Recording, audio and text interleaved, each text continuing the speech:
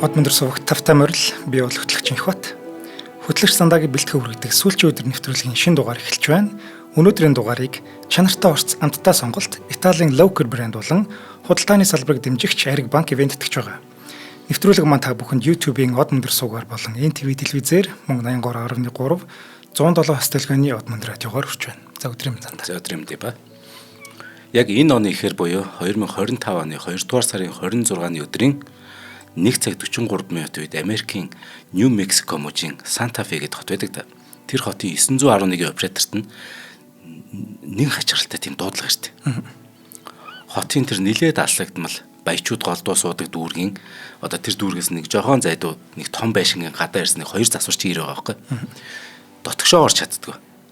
Тэгэд уг нь тэд болохоор гэрээ эцтэй нилээд хэд хоногийн өмнө уцаар ингээд цаг тохироод исэн байна.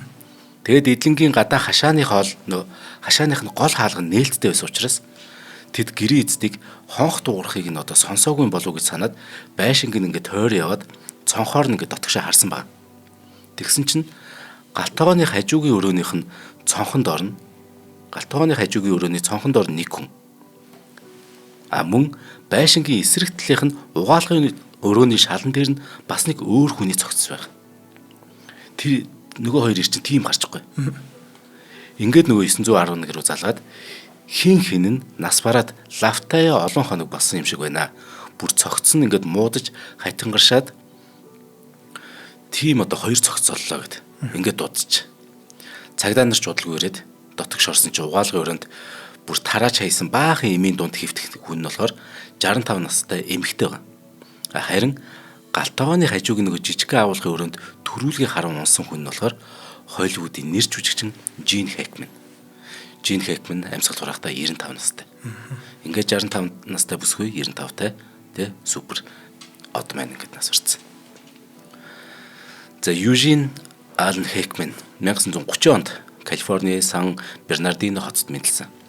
Гэрийнхэн түүнийг багаас нь л нөгөө Жин гэж дууддаг гэж. Жин хүүгийн аав нь болохоор орон нутгийн сонины хэвлэх үйлдвэрт ажиллаж байсан. Харин ээж нь төгөлдөр хуурч мөн зураач юм байна. Тэгэхээр мэдээж ирээдүйн нэртэй жүжигчний урлагийн замд ээж нь мэдээж нөлөөлсөн байгаа нэ. Жин болохоор өөрөө Ричард гэдэг ганц эрэгтэй дүүтэй. Харин дүүтэг бол тун ойр. Энэ дүү нь хожимо Харвард их сургууль сэтгэл зүйн багш профессор болсон юм байна. За ингээд Хэкманы гэр бүл хоёр хүүгээ жоохон байхад нь олон газар нүүц цусаар эцэстээ Иллиной мужийн Денвилл гэдэг хотод суурсан байна л да. Харин энэ дээрээ хөрхи удааг байхад нь Жин хүүг ердөө 13 настай байхад нь аав нь гэр бүлийн орхид хаяад явсан байна. Түүнээсээ хойш айлын том хүүгийн хувьд Хэкман янз бүрийн харбар ажил хийж эхэлсэн. Ингээ 16 настайдаа тэр бүр насаа худал хэлж хагаад нэгдсэн улсын тэнгисийн явган цэргийн корпус хүртэл хэлсэн ба. Ийм тохиолдол аягүй их байдаг шүү. Харин тийм. Тэгээ чинь 30 он төрсөн гэхэр чинь яг 16 настай гэхэр 46 он бас ер нь ингээд нэг дайн дуусан ч гэсэн энэ чинь ахаад эзэгтэй тий. Тэгэхээр бас хүмүүсийг аваалсан юм шиг. Тийм ээ.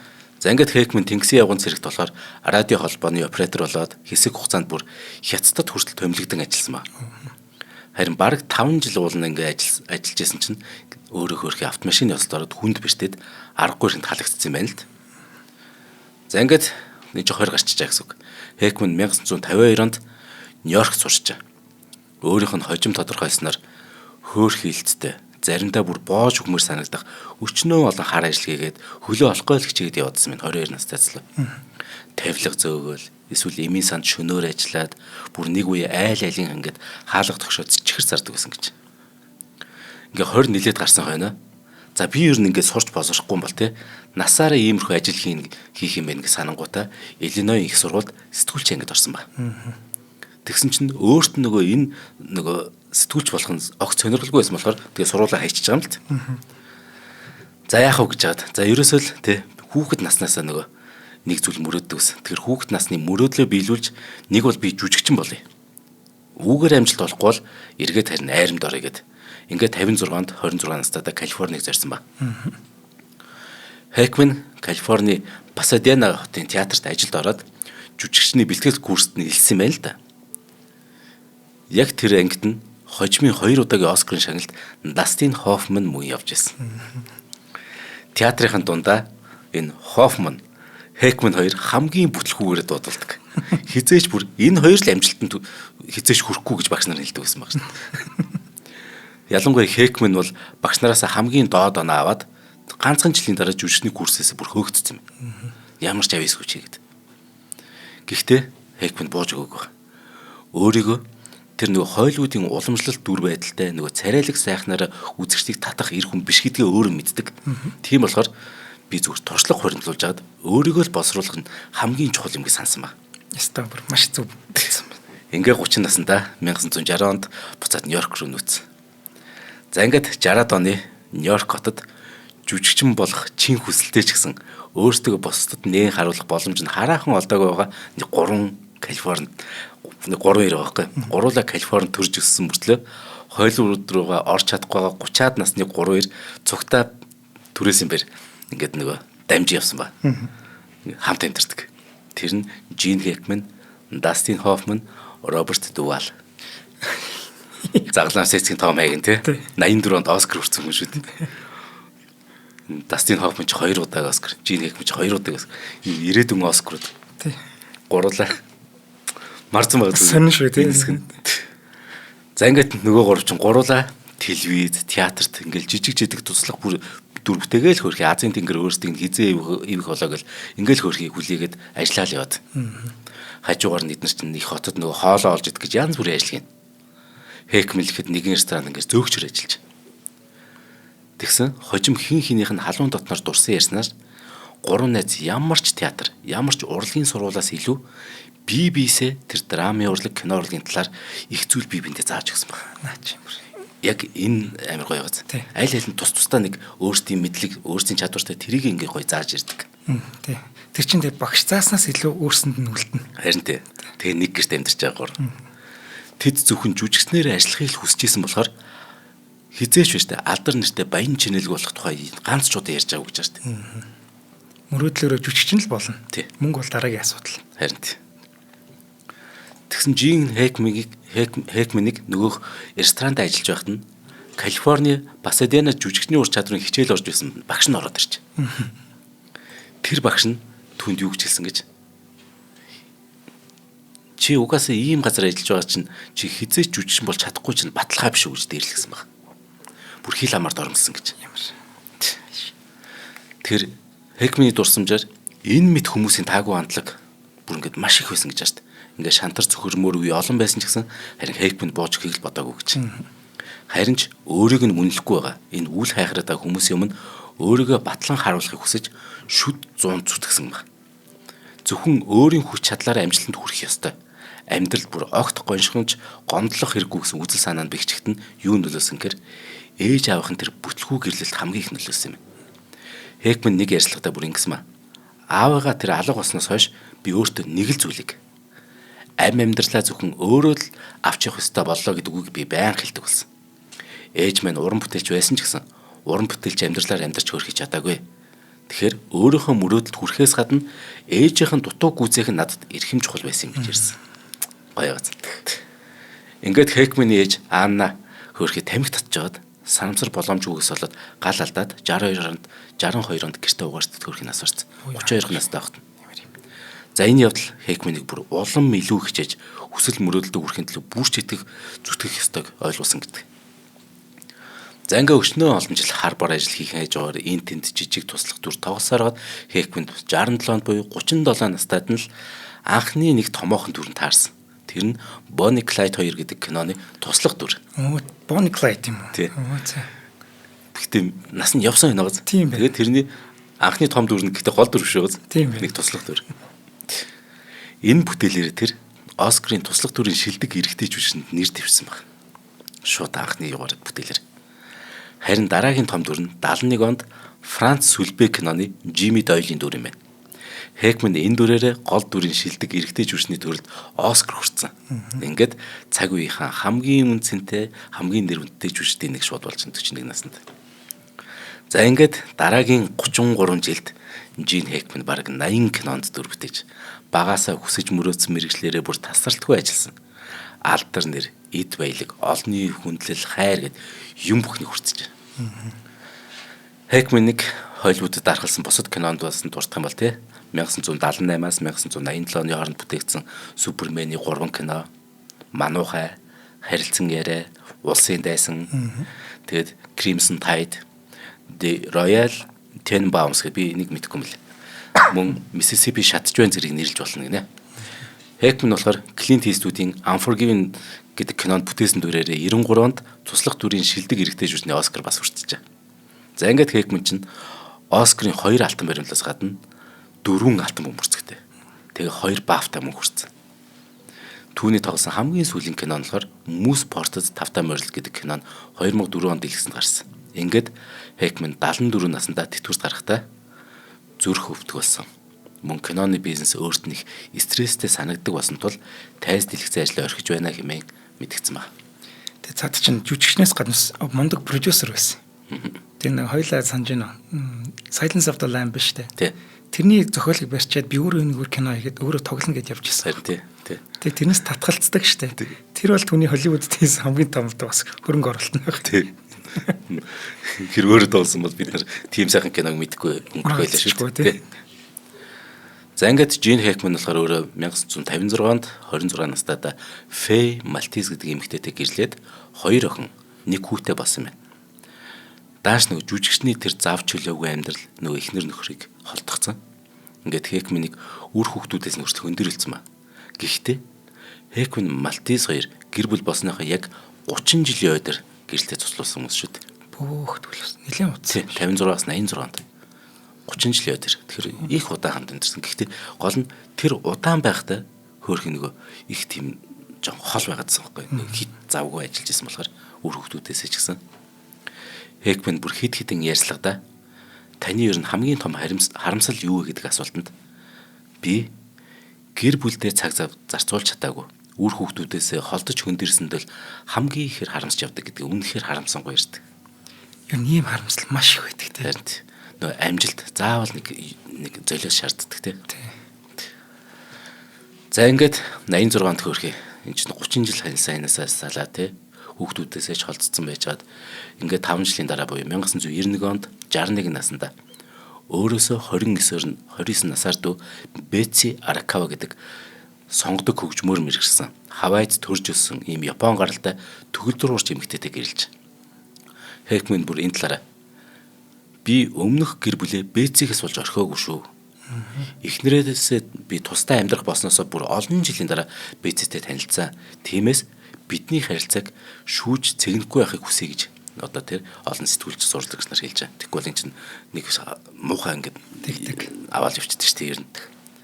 За ингээд Хэкмэн Бетси 2 Хэкмэнийг Холливуудаас зодог тайлсныхан дараахан Калифорни Монтесито суурьнгаас өнөөдөр яг үйл явдалдаг Нью Мексикогийн Санта Фе хотод сууршаад байгаа. Тэд Санта Фед 2 ч том эдлэн газартай байж л дээ. Хэкмэн болохоор жүжиглэхээ болцсон. Харин оронд нь зураг зурж зохиолч болсон ба.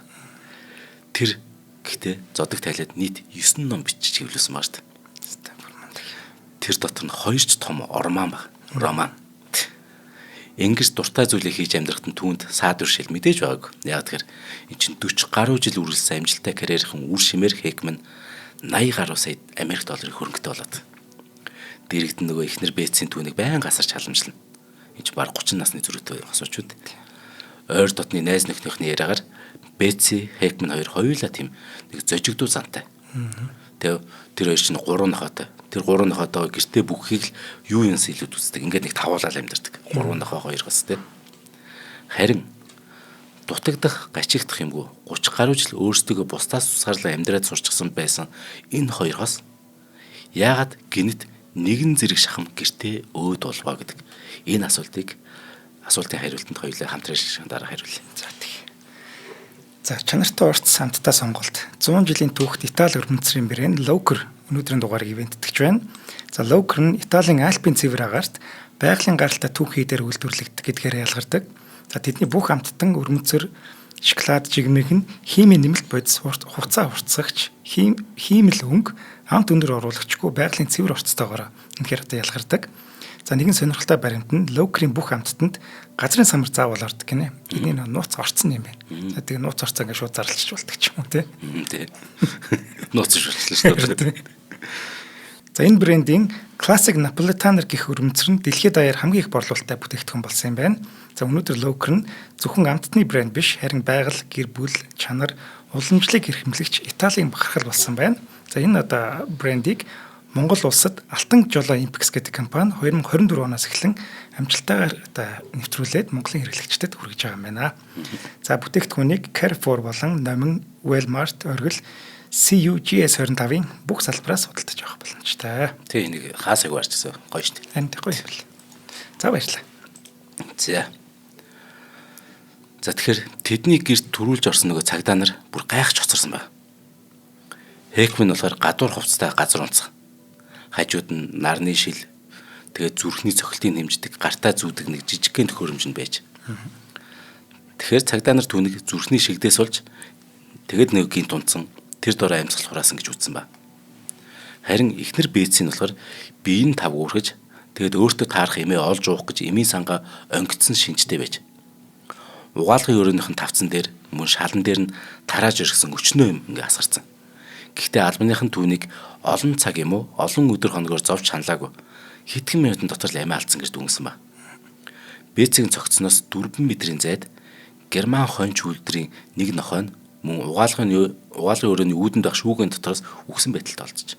Нэг нохой үхсэн тий. Нохой нь хөрхи өлбөрч харангадаа үхсэн байж. Харин өөр нэг нохой нь болохоор бээцгийн нас барсан угаалгын өрөөний булангаас нөгөө нэг нохой нь байшингийн гадаан сулцсан баг. Гадаа хашааны хаалга онгорхой боловч байшин руу хин нэгэн хүчээр нэвтэрсний уул мөр бол байгаагүй. Мөн хоёр талигаа чинь биеэс ил харагдах ямар нэгэн шарх гэмтэл ч гэсэн олдоогүй учраас энэ хэрэг үнэхээр жигтэй сонин байгаа цагдаа нарт. За цагдаа нар эхлээд эхнэр нөхөр хоёрыг ямар нэгэн хийнд хордож амиа алдсан байж магадгүй таамаглаж амт гинт ингээд унчгарч гэтэл мэрэгжлийн хүмүүсийг ирж шалгасан чинь Хекмэний эдлэнгээс огт хий алдагдаг баг. За ингээд хэргийг мөрдөн шаардлагачд анхандаа нэг үхэл нь нөгөөх нь шалтгаан болсон гэдэг таамаг төвшүүлж байсан ба анхандаа. 95 настай хүнд шатны Альцгеймертэй байсан Хекмэн түрүүлж нас барсан. Харин эхнэр бээцэн болохоор 34 жил хамт танилцсан.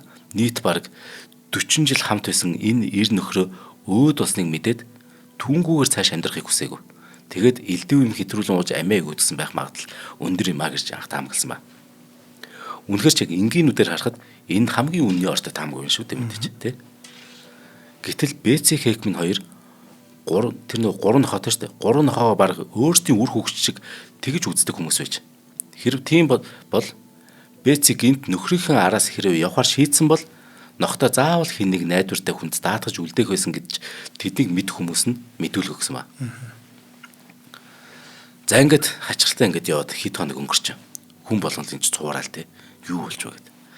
Харин Хекмэн Бэци хоёрын цогцолсноос яг бүтэн 9 хоногийн дараа л 2025 оны 3 дугаар сарын 7-ны өдөр Санта Фе хотын цагдаа газраас хэвлэлийн бахурал зарлаад нэрт жүжигчин болон түүний эхнэр хоёрын үхлийн шалтгааныг олж тогтоосноо олон нийтэд мэдээлт. За тэгэхээр цагдаа нарын тогтоосноор Бэци Аркава 2 дугаар сарын 9-нд буюу цогцолтоос 17 хоногийн өмнө герман хонч үлдрийн нохоогоо мал имлэгээс очиж авсан байна. Харин түүнээс 2 хоногийн дараа буюу 2 дугаар сарын 11-ний тэр өдрийн өглөөний 11 цаг үед хувийн массажистаа мэйлэр харьцсан ба. Дараа өдрийнх нь 3-аас 4 цаг үед машинаараа ойролцоох амтны дэлгүүр орж нохойн худалдаж авсан ба. Ингээд 5 цаг 15 минутын орчимд эдлэнгийнхаа хашуугаар орж ирсэн ба. Энэ түүний гадагшаа гарсан сүүлчийн тохиолдол байж. Тэгэд мөрдөгчдийн олж тогтоосноор Бэци компьютертай ахаад нэвтрээгүй захим шуудангаа ахиж шалгаагүй. Гэхдээ дараа өдрийнх нь өглөө буюу 2 дугаар сарын 12-ны өглөө Cloud Berry гэдэг нэртэй хувийн эмнэлэг рүү Бэци залгасан байна. Миний энэ үе цээж давчтаад байна. Хөөрч хөших мэдрэмж төрөөд байна гэд тэгээд та бүхнээс зүгээр л ингээд амар зөвлөгөө авахыг хүсэж ийн гэд залгасан юм байна л да эмнэлэг рүү. Бэциг усны цаанаас бүр маш тайван бүр өвдөж зөөрс ямар ч шинжгүй сонсогдсон болохоор эмнэлгийн ажилд нь түүнтэй үйлчлэгийн цаг тохироод цаг гаруй дараа өдрийн 1 цаг 15 минутанд та эмнэлэг дээр хүрээд ирээрэй гэж хүссэн ба. Тэгсэн чинь Бэци эмнэлэгт цагтаа очоогүй юм байна. Тохирсон мөртлөө. Тэгэхээр нь Cloud Berry эмнэлгээс түүнтэй ахиж нөгөө холбоо өрөх гэсэн ч гэсэн холбогдож чадаагүй. Үүнээс үзэхэд Бэци 2 дугаар сарын 12-ны өглөөгөр амьсгал хураасан болтой. Харин задлан шинжилгээгээр түүний үхлийн шалтгаан нь мэрэгч амьтнаас хүнд халдварладаг бүр маш ховор төрлийн ханта вирус буюу HPS гэдэг вирус байсан тогтогдсон. Тэгэхээр Бетси Аракава ямар нэгэн гадны нөлөөгөөр мөн амиач хорлоогүй харин байгалийн жамаар буюу өвчнөөр нас орсон юм. Задлан шинжилгээгээр түүнээс өөр ноцтой ямар нэгэн өвчин эмгийн шинж тэмдэгч илрээгүй. Хэргийн газарт хэдийгээр олон янзын юм ингээд тарааж хайсан байсан ч гэсэн цуснаас нь ердөө өвчин намдагчаас өөр ноцтой ямар нэгэн эм тарины үлдэгдэлж олдог ба. Харин Жин Хекманы задлан шинжилгээний дүнгээс харахад тэр эхнэрээ өөд болсноос 6 хоногийн дараа 2 дугаар сарын 18-нд зүрхний өвчнөр өөд болчих. 6 хоног. Хекман хизээний тэр чи 95-тай өвгөн шүү дээ. Алцгаймер. Хизээний л зүрх муутай олон жил зүрхний эмчилгээ хийлгэж байснаас гадна нөгөө хүндрээдээс Альцгеймер өвчин амьдралынх нь сүүлийн тэр нөгөө хэдэн жилд нь биеийг нь бүрд ордуулад байж. Мөн цусны даралт өндрөөс болоод бөөрийн өвчтэйж болчих. Харин эхнэрээс нь илэрсэн нөгөө ханта вирус харин Хекман тэр нөгөө зогсноос холдоог. Уул шинжилгээ авсан чинь сөрөг гарч.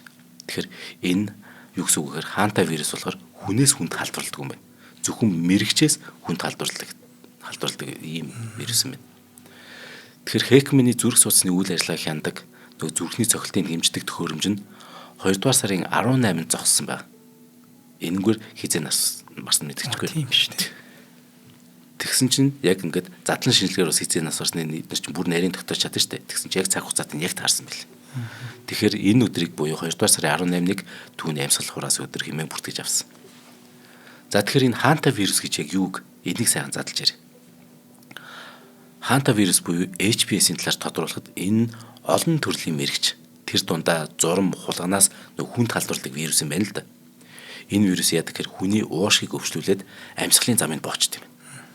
Гэхдээ ихэнх тохиолдолд ердийн ханиад томоо шиг ингээд хөнгөн тийм өвчлөл үүсгэхэд тэгээд уул нь эдгэрчд юм байна.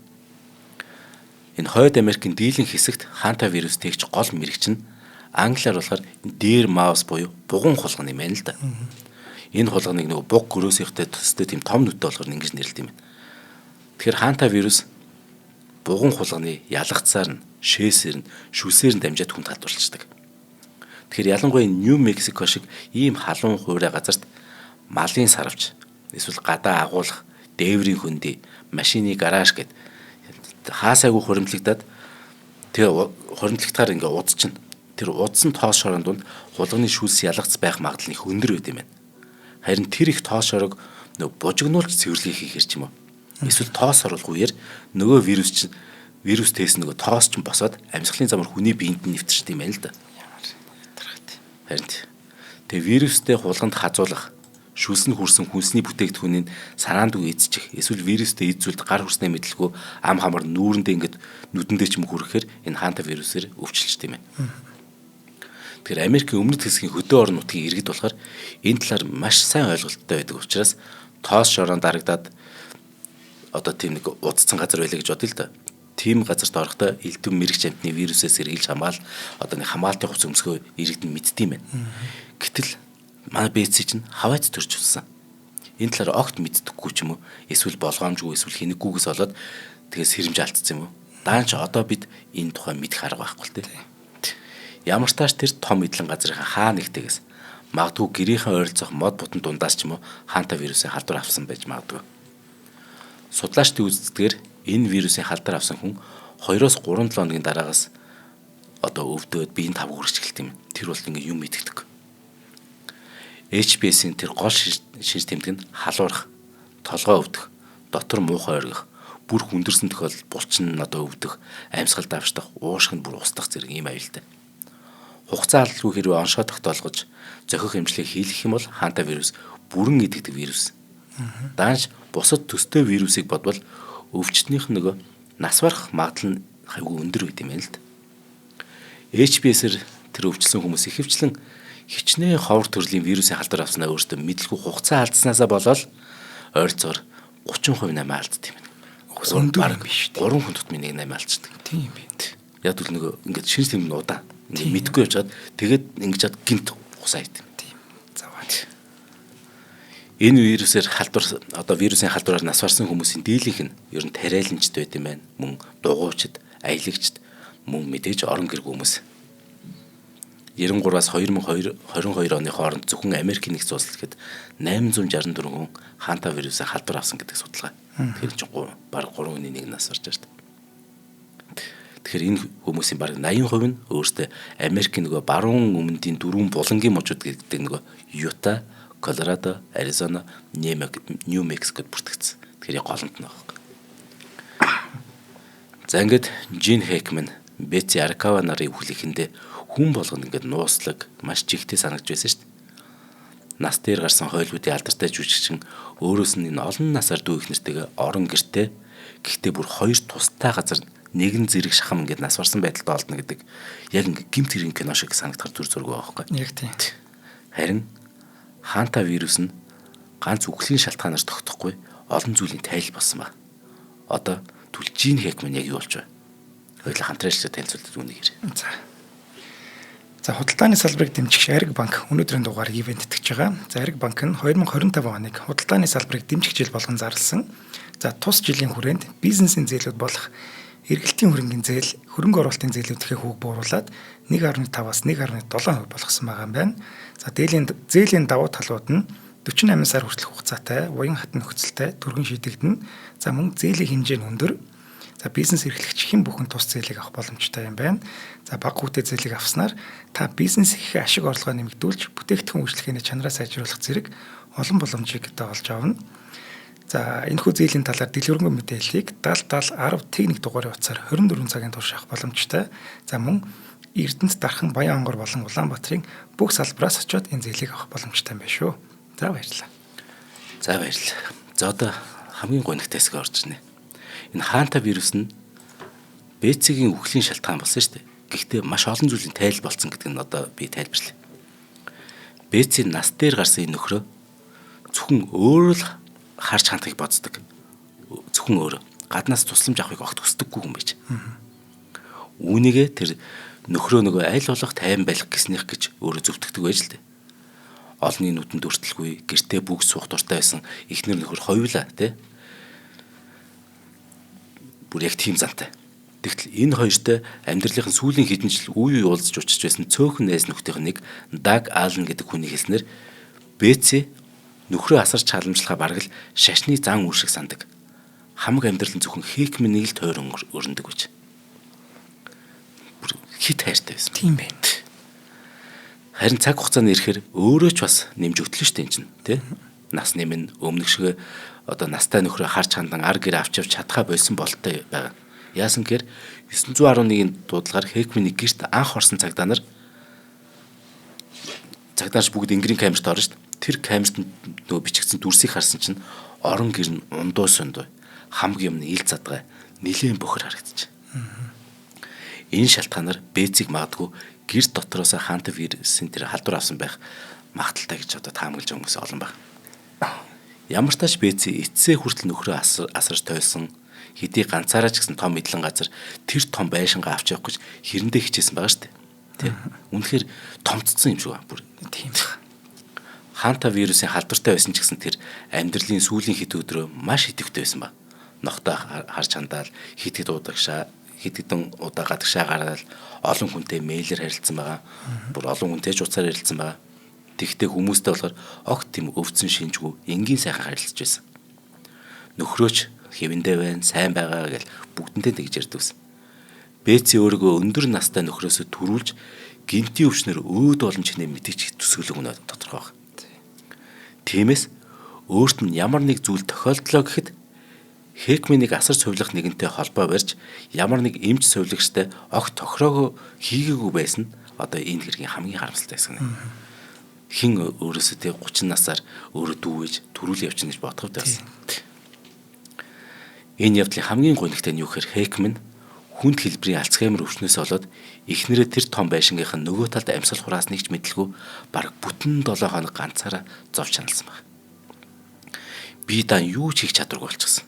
Магадгүй эргэн тойрноч ойлгож мэдрэх чадвараа бүр гээгээд байсан суперод Хейкман хичнээн их хайж, хичнээн их ганцаарч, хичнээн их өлсөн бол. Задлан шинжилгээний дүнг харахад түүний ходоод хов басан байсан. Харин шингэний дутагдлал хараахан ороогүйсэн. Тэгэхээр нас барахын өмнөхөн ус уугаад байсан юм шиг байна. Тийм байна. Галтгооны нөгөө хажуугийн өрөөс олдсон ч энэ ус уусантай ч холбоотой байж магадгүй.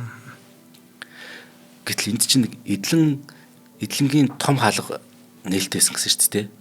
Гол хаалга нь. Тэгэхээр эдлэнгийн гадаах хаалга нээлттэй байсан магадгүй ухаан санаа нь орж гарч байх үедээ Хэкмэн яг нэг ухаан нь орж ирэхдээ тусламж ирэх гэж гараад тэг гарангуудаа буцаж нөгөө ухаанд гар буцаад ороод ирсэнтэй холбоотой ч магадгүй ч л. Хэдийгээр эхнэр нөхөр хоёрын үхэл бие биесээ харилцан хамааралгүй хоёр өөр газарт хэдэн өдрийн зайтай тохиосон тусдаа үхэл мөн ч гэсэн нөгөө Бэцгийн гинэт өнгөрч гисэн Хэкмэний үхлийг түрэгдгсэн нь бол ойлгомжтой болчих. Хэкмэний биеийн байдал муу байсныг бол муу байсан.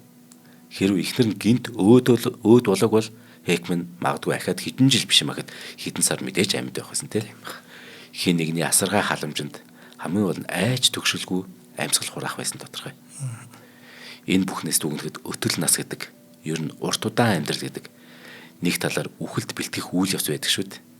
Гэтэл баг 30 насаар ах нөхрөө эцсийн амьсгал хүртэл нь хайрлаж халамжлнаа толоог нь түшнэ гэж бодсон Бэци Аракава өөрийгөө нөхрөөсөө төрүүлж үгүй болж магадгүй гэсэн нөхцөлийг огт хөөрхөд тооцоолж үзээгүй.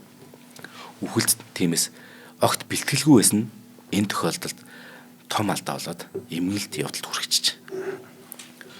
Ханта вирус буюу HPS нь одоо хүртэл тэгж бүрэн гүйцэд ойлгож танигдаагүй тэр өвчин хэвээр байгаа юм байна.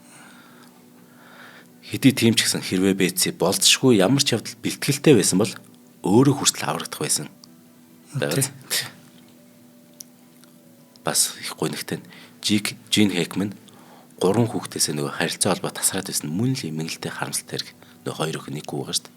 Тэд нар чинь бүр тэд чинь 60 настай болсон бааш дуулна. Тий.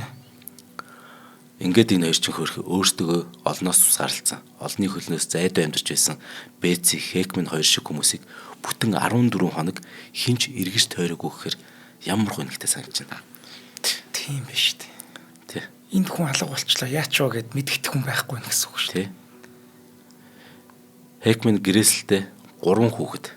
Тэгээ ач 30 нартай биш. Харин ганц нөгөө эхнэр Бэцигээ өв залгамжлагчаар нэрлээд бич. Харин Бэцигийн гэрээсэлд хэрв бид хоёр бие биенсээ 90 хоногийн зайтай энэ дотор хэрв өөд болчих юм бол бүх хөрөнгө нь буйны сангуудад очино гэд бас гэрээсэлж. Тэр Хэкмэн Бэци болохоор хэрв би 90 хоногийн дотор нас орчих юм бол буйны сангуудад миний өв хөрөнгө очино гэд. Тэгсэн чинь энэ шүүхэд маргаа өсгөж. Хэкмэний 3 хүүхэд хуульч өсөлж. Ямар сонин 3 гар. Гэхдээ энэ мэдээ байгаа ч гэсэн энэ одоо нууцлаг байгаа. Яасан гэхээр Хэкмэн өөрөө гэрээсэлтэй нэг гоё зүйл бичсэн. Хэкмэний гэрээсэл зааснаар өөрөөс нь үлдсэн эд хөрөнгөтэй холбоотой ямар нэгэн маргаан гарлаа гэхэд энэ талаар олон нийтэд мэдээлэхгүй байх үүргийг тэр нэр жүжигчний хуульч өмгөөлөгчд хүлээлгэсэн байна. Тиймээс Жин Хэкмэний 80 сая $80 хөрөнгийг хэн аль биесээр өвснө өнөө ч олон нийтэд ил болоогүй цааш ил болохгүй. Ингээд энэ баг ингээд нууц байсан дээр. Тий. Би яг оны өмнө харж ирсэн л та Жин Хэкмэн хөгжлээ. Тэгээд их нэртэйгээ хамт гээд ямар сони юм болчоо гэсэн юм болохоос шиг бүр юм болсон гэж өстө бүр мэдсэнгүй нэр. Өстө үнэхээр харамсалтай. Аим гонигтай байгаа. Үгүй харин тийм. Зүгээр хог цэвэрлснээр төлөв хүч нэгдчих юу гэсэн. Тэг гинт тий. Тий. Яа тэр 6 хоног Хэкмэн ясмал тий. Ганцаар хайгаал үлсэл хотод нь хоосон. Тэг эхнэрээ дуудаалаа шүү дээ. Тий. За ийм гонигтай сүлж өдр болж Жин Хэкмэн. Нэрээ ийм томоод ийм гонигтайгаар өгсөн гэж бодохоор бас л харамсалтай юм а тий. Харин яг тэр хоёлаа гэр бүлгээ ярьжсэн шүү дээ. Хажууд нь байж чадахгүй хамгийн харамсалтай байсан гэл. Их тэрний өрнөлөө энэ дээр бас гарч ирлээ байхгүй. Харин За баярлалаа тандаа. За баярлалаа ба. За өнөөдрийн дугаарыг маань чанартай орц амттай сонголт Италийн Locker брэнд болон худалдааны салбарыг дэмжигч Ариг банк ивент итгэлээ. Нэвтрүүлэг маань та бүхэнд YouTube-ийн од мөндөр суугаар болон NTV телевизээр мөн 83.3 107-аас дэлгэний од мөндөр радиогоор хүрлээ. За дараагийн дугаараар уулзъя. За баярлалаа. Нэвтрүүлгийг хүлээн авсан Нарны аймгийн монголчуудаа баярлалаа. Од мөндөр сувг нь энэ мэдчлэн таны мэдхүйн мянган нэвтрүүлгийг 2026 оны 7 сарын 1 хүртэл та бүхэндээ хүргэх юм. Их хэлээрээ шинжлэх ухаан танин мэдхүйг түгээхийн үлсэд нэгтгэх хүсвэл та бидэнд хандив өгөх боломжтой. Жилдээ ганцхан удаа 100,000 төгрөгөөр биднийг дэмжснээр шинжлэх ухаан танин мэдхүйг түгээх энэ үйл хэрэг амжилттай үргэлжлэх юм. Одмөндөр нэр дээрх Удаагийн банкны данс байгаа 4191 тэг 4518. Та 100,000 төгрөгөө шилжүүлэхдээ гүйлгээний утга дээр нь өөрийн нэр болон утасны дугаараа заавал бичээрэй. 100,000 төгрөг хандалснаар од мөндөр сүгийн алтан гишүүн болох юм а. Шинжлэх ухаан танин мэдхгүй Монголд ялах болтугай.